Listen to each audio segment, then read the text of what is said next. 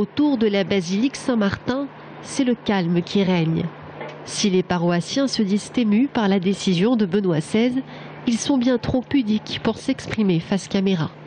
Père Gilles Meunier du diocèse de Tours en est témoin devant Dieu. Ce que j'ai trouvé merveilleux, c'est que les réactions, au-delà d'une réaction de surprise, bien entendu, beaucoup de personnes se retournent dans la prière, retournent à la prière et portent ça dans la prière. Dans cette librairie, Benoît XVI qui renonce au ministère d'évêque de Rome, les fidèles en parlent forcément, mais surtout repartent avec un livre sous le bras. Depuis ce matin, ce libraire en a vendu une dizaine et prévoit d'écouler ses stocks.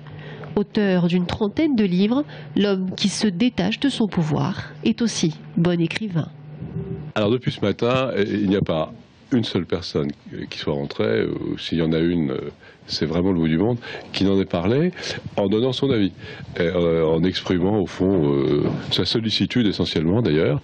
Et il est sûr que depuis ce matin, on a vendu un grand nombre de livres. C'était quelqu'un d'épris de culture classique.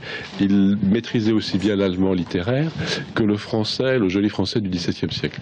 Et on sait qu'il écrivait ses livres soit en allemand, soit en français.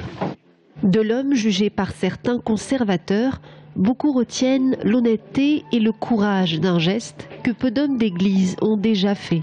Gouverner, c'est aussi savoir dire à un certain moment « je ne peux plus ».